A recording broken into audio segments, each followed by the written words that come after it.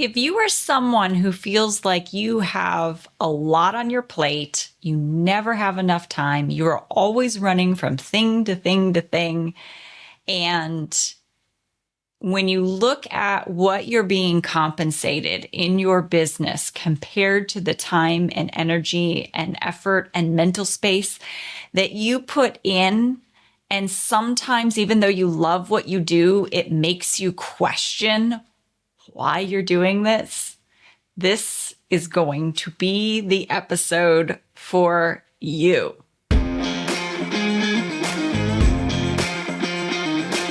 Hey, you leader, entrepreneur, business owner, solopreneur, whatever you call yourself, we know you're a visionary business builder, wealth seeker looking to combine a passion for doing good with leading consciously.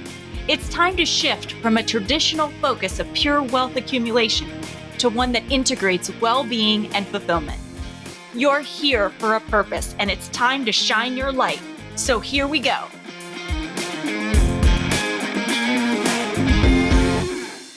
I'm Alicia St. Germain. Welcome to the Conscious Edge podcast. I'm so excited that you're here. If you are brand new to this podcast, I want to welcome you officially. I run a coaching business where I help women entrepreneurs get out of their own way so they can reach their goals and enjoy life a lot more. More joy, more ease, more fun in the process that they're building, and a lot more balance so that they can be with their family and travel and do all those things that make life extraordinary and fun and full. So I have been doing a lot of reflecting recently around money and pricing and worth and value. And this is, I had this aha that I thought was really relevant to share with everyone, because so often we go into business, we want more freedom, flexibility, we want to do what we want with whom we want, where we want, when we want, all the things, right? We want to have all of this just autonomy in our lives.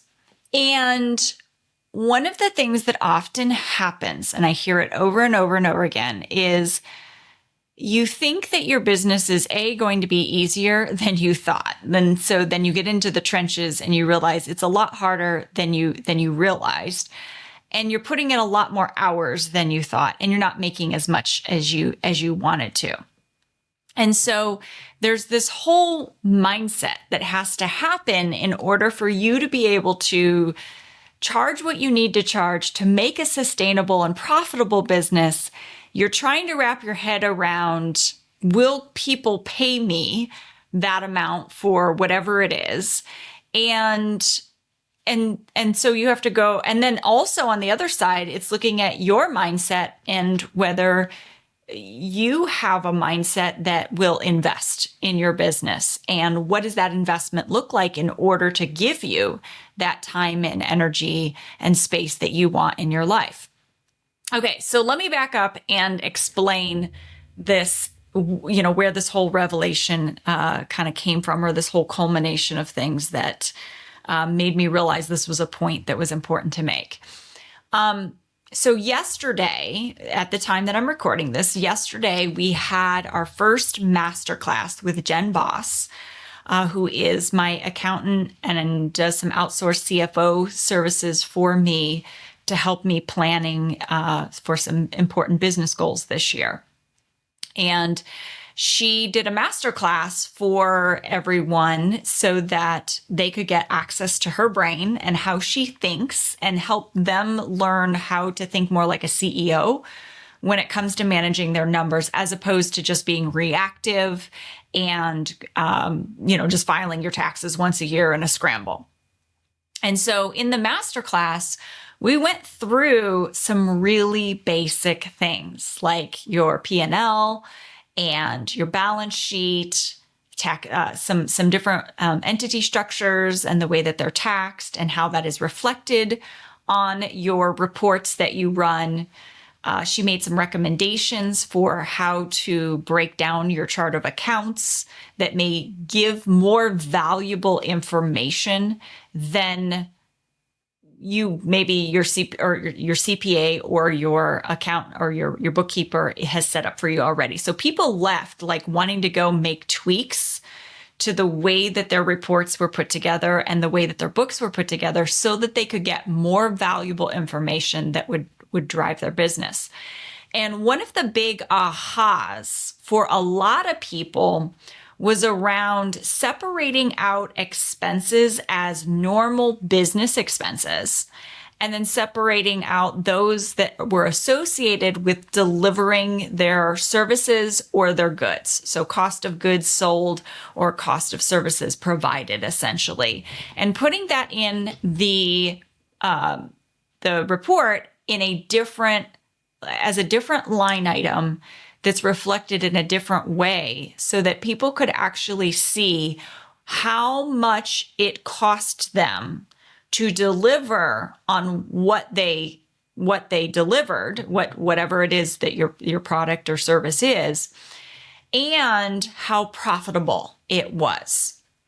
And then the other thing that we also talked about was the salary that you provide yourself. If you're directly involved in the delivery of the cost of good or service, or you have some aspect of it that you put your time and energy into, that time has value that you put into your business. And so looking at it being a line item as part of cost of goods delivered or services provided, and then looking at other places in our business where we spend our time. So that's one aspect of it, is really, I think a majority of people keep very simple books, and she gave some really valuable recommendations on some different ways to categorize things and simplify things, but make it so much more valuable. Just a slightly more robust sort of P&L. Okay, so that was one aspect. The second thing that I am working on is going through and looking at the services that I provide to my coaching clients. And I'm working with Shannon Mattern, who's been on this podcast, but one of the things she is really brilliant at is pricing and positioning, like pricing structure and what you provide and why it's valuable, and really helping people transform their mindset for the service providers, but transforming their mindset from really being in the client's pocket and worrying about, what someone can afford, what will they pay, and making up all kinds of stories about what someone is willing to invest for your services that you provide, versus making offers that make sense for you as the business owner, making offers to people that are going to feel good for the time that you're putting in and for the things that you are delivering on. And so she goes through a whole pricing structure and the way that you present these offers, and really works with people to get them excited and enrolled in their own offer, so that they can make more and protect their time and have better boundaries around the time that they are spending with clients. So I have been working with her and getting her input on some of the structure of my coaching, because one of the things that happens is a lot of people, one of the ways that people work with me is in group coaching environment. And it's a really valuable experience. We get a lot done. It feels very high touch. It's very personalized. You get a lot of coaching and people learn a lot from each other. However, there are people who still really want my one-on-one time. and they want me to be in their business. Now, up until recently, I wasn't really able to provide that one-on-one time because I had built my life around being a present mom, being with my kids while they were still young. Now that both of my children are in school, my time looks a lot different. And now that they're older, they're a little bit more self-sufficient. And so my time is looking a little different, and I'm able to give that time to clients in some different ways. And so we were looking at this request that I often get for one-on-one coaching and private time, and how would we price it? And I have been severely undervaluing my one-on-one time. And the reason I share that with you is because what I've realized is there's a significant cost to undervaluing your personal time. So there's my intellectual property, essentially the trainings and things that I put together that allow people to have more access to the coaching that I provide, to go through the exercises, to work through things. That is one thing. That's one point of accessibility that is a lot more scalable and allows me to serve a lot more people. My one-on-one time is limited by my time. And so when you are undervaluing the time that you are giving to people, you may not be looking at the cost of that in other areas of your life. So I work with a lot of women who are very busy, who have a lot on their plate, wear a lot of hats. And I'm not saying this isn't true for fellas as well, because I do see this with men as well. I think that it is very prevalent among women to wear a lot of hats. We get a lot done. It's amazing. We get a lot done in a very short amount of time, but the cost is usually our own physical health because we aren't taking proper care of ourselves, or it's time with people we love, or it's at the expense of we're working so hard on our businesses. You're so passionate about what you do. I think a majority of every entrepreneur that I work with loves their business or loves business in general. And even if the business that they have isn't exactly what they want it to look like, they see a path to getting to what they want it to look like. And so they're willing to put so much of their heart and soul and blood, sweat, and tears into their businesses. And it leads to burnout because they're not seeing they're not seeing the payout of all of their efforts. So what ends up happening when someone seems like they're charging, and I want to kind of take a different perspective on this too, is like when you're looking at this from the consumer standpoint, when someone is offering their one-on-one time and expertise to you, and what they give you will catapult you in your business and completely shift how you show up, or in whatever way, whether it's your health or it's your fitness, it's the food that you eat or an experience that you're having, whatever it is. When someone is giving their one-on-one time, that is literally the most precious thing they can give you, more than anything else, because they can never get that time back. So the time that they are spending with you and pouring into you is the most precious commodity that they have. And I think it's the number one place that people that people undervalue, that you yourself, the service providers, the people who are putting their time into whatever their business is, your time is the number one thing that you are undervaluing. So much effort is put into these tangible deliverables and products. Those things are so much easier to put a value on, whereas our time and what it takes us away from, when I'm giving you my time in a coaching session, what that takes me away from, I have to look at the cost of that. That might mean not being with my kids. That might mean not doing something for myself and my life and what I want in my life, because that time is going to the client.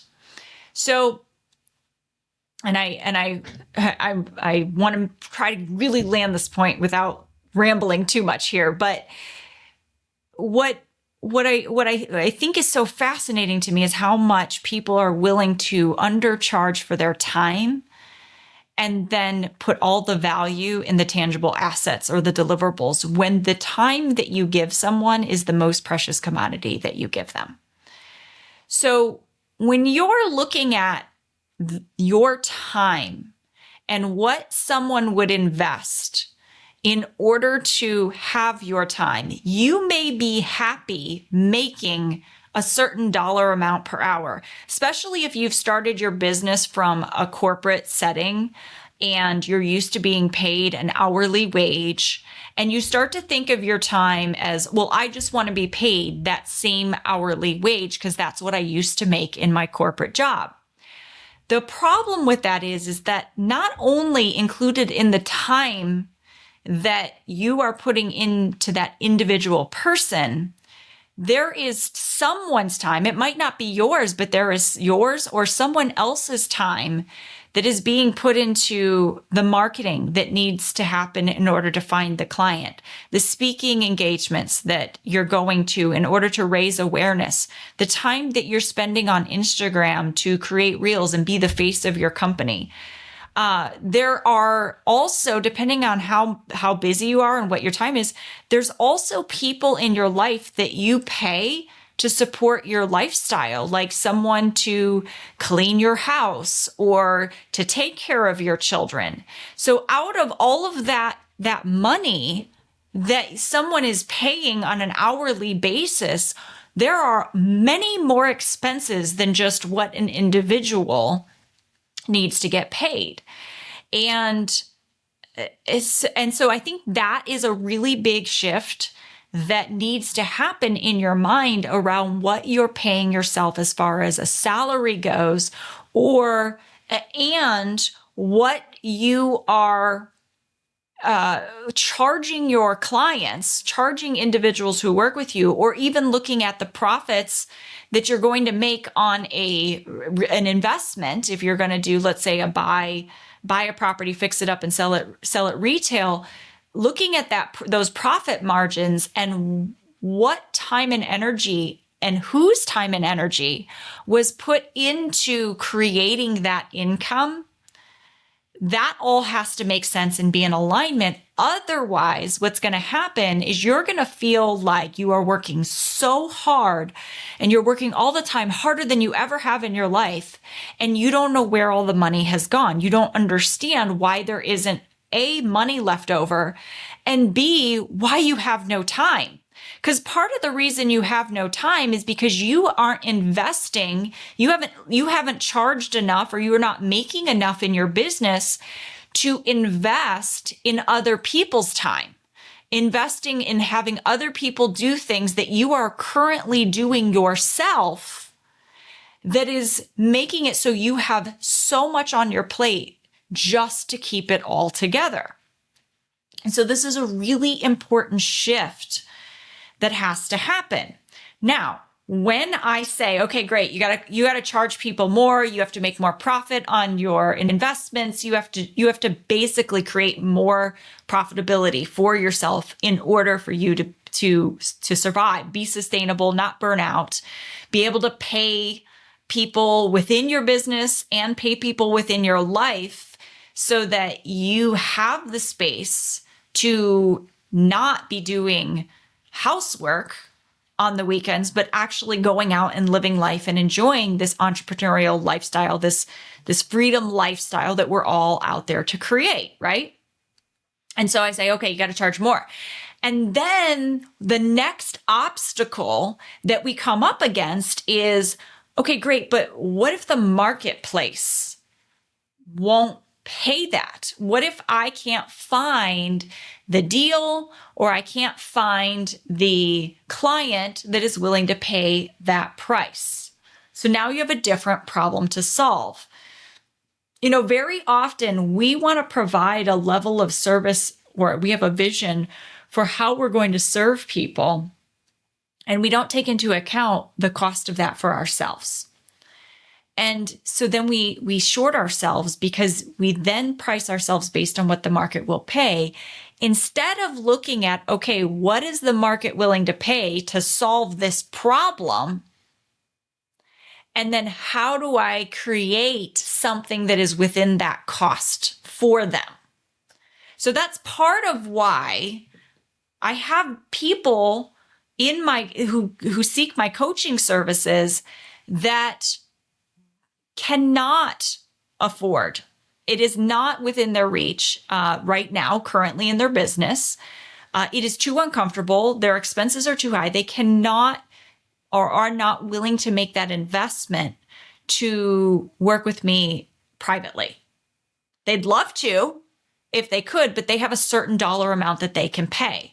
That is where it makes sense sometimes to create something that solves their problem of needing coaching, but makes it more accessible. Now, there's a trade-off to that. Someone who is looking for something to pay a little bit less for coaching has to be willing to put their time and energy into it. So when you're looking at your business and maybe you're trying to solve for how do I make something a little bit more affordable for people, or how do I meet people in a certain marketplace at the price that they're willing to pay, then you look at how do I provide that solution for them, that same solution. So same solution that my high-end private clients are looking for. They're both looking for the same solution, but it's going to happen in a different way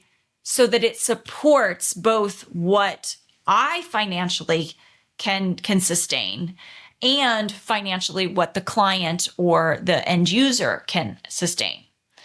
And so they've got to now be willing to maybe sacrifice something. So sacrifice time in a group coaching environment. This is perfect for people who are like ready to, or are willing to work at their own pace. They will do the work inside of modules. They will show up to a designated time that works for my schedule. They will work alongside other people. And there's a lot of benefits that come from doing it like that, right? They get to learn from other people. They get to work at their own pace. They get to have access to go back through information over and over again. They're working through a systemized process that is replicatable. So it's really easy for them to learn the system and then continue to coach themselves even outside of the coaching container. So there's a lot of benefits that achieve that goal of transformation and getting out of their own way that my clients are looking for in that group program, but they themselves have to put the time and energy and commitment into learning that process. They've got to show up at that time that I have set. And so the investment is more affordable, but the how is different than the how I would do with my private clients, right? So I've also got people who come to me and they're like, I don't want to be in a group program. I don't want to work in modules. I want to just show up. I want your brain, Alicia. I want you to do that thing you do where you just like ask me a bunch of questions and you make me think really deeply. And then you take everything that I've said and you tie the line all the way through it. And you show me with very little effort on my part these things that I need to see about myself so that I can transform quickly, get into action, and spend minimal time outside of our coaching time, even thinking about my personal development. I just go to work. I just get the transformation and then immediately go and apply it inside of my business. And it happens, in a different way. Again, same outcome. They're looking for this very same outcome that my clients are looking for, but they are wanting to do it in a way that is less that requires less of them. Okay, so when that means that if it takes more of my time so that you just have to show up, then that time that I'm taking with that client is taking me away from other things that are important to me. My clients are important to me. Please don't take that wrong, but there are other things and other visions for my life. And so when I'm giving someone that one-on-one time, that is the most precious commodity that I have to give you.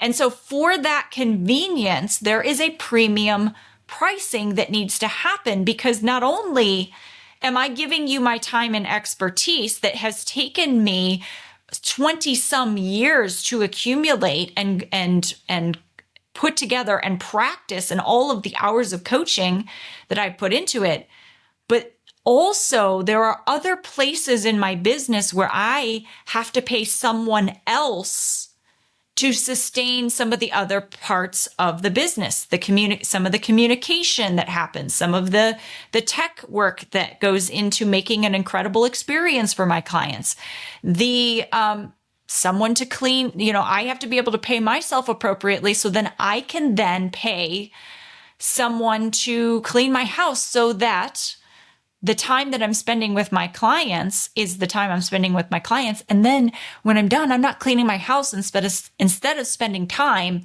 with my family, which is where I really want to be.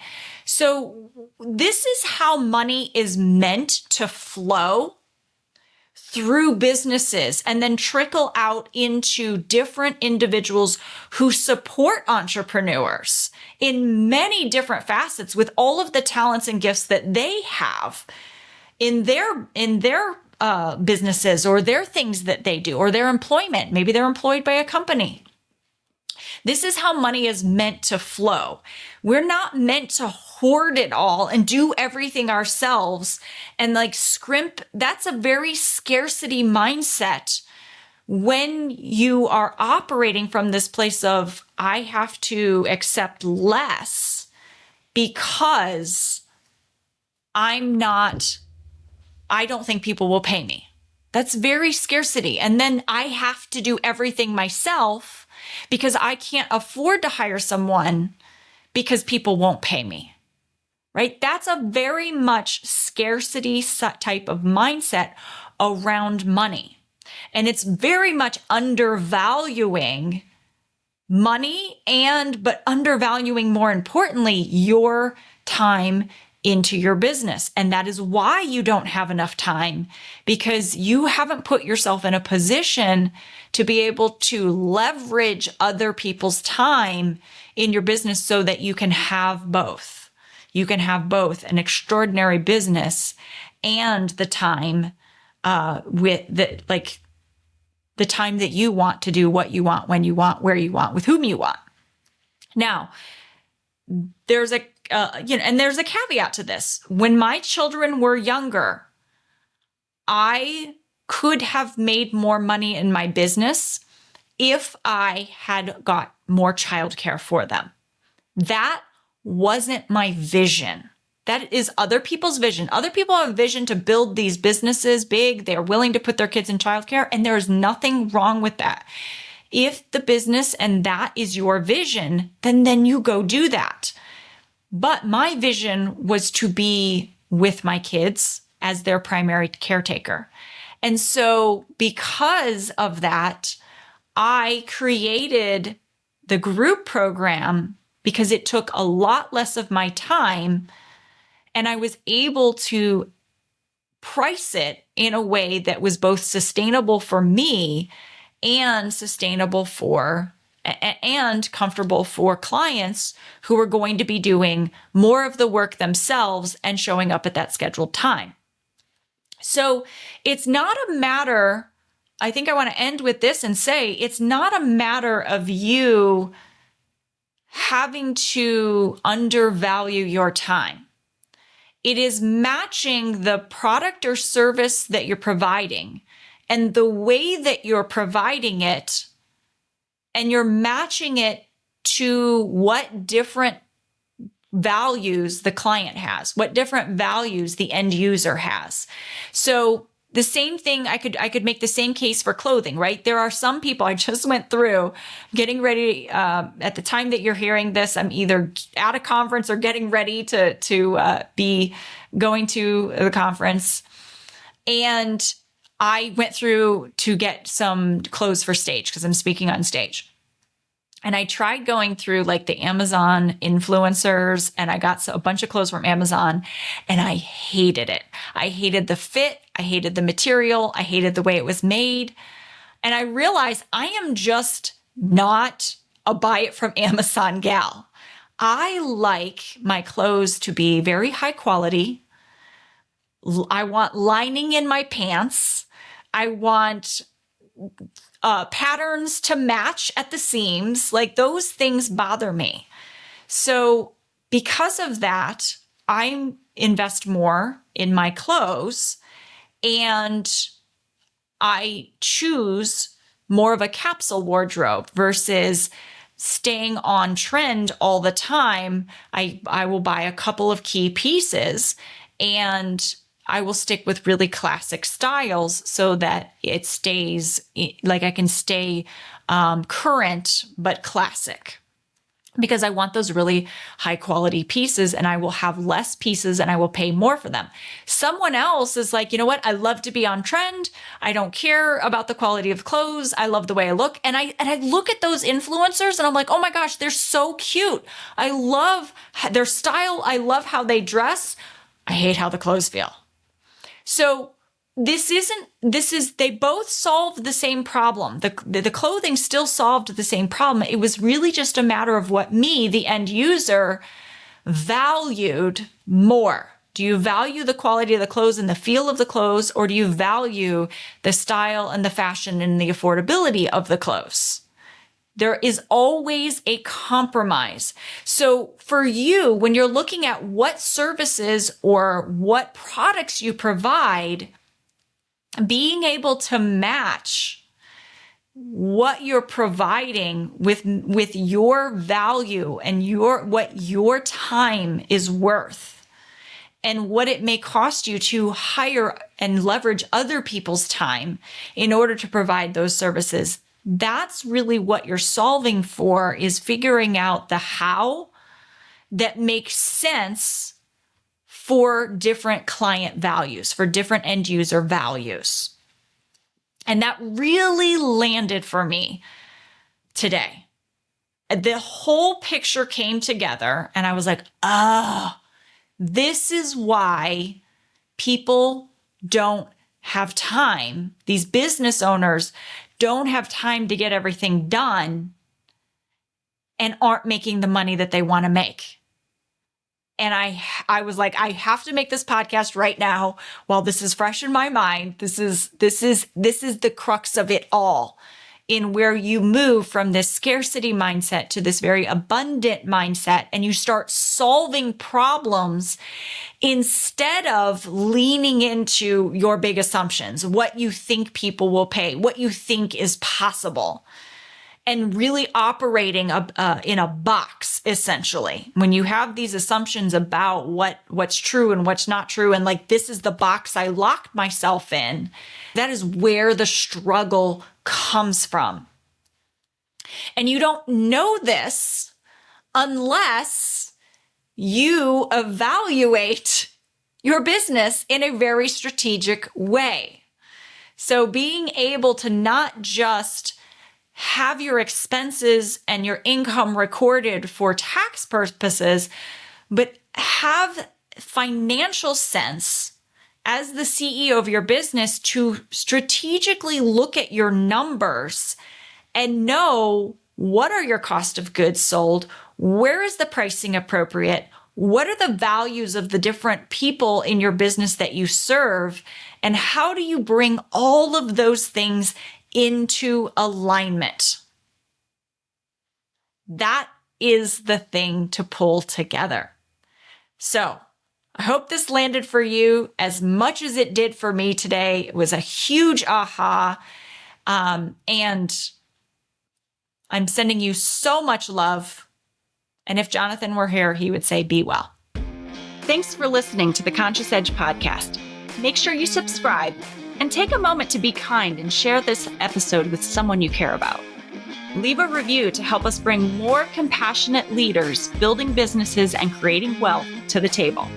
And for show notes, head over to consciousedge.com/podcast.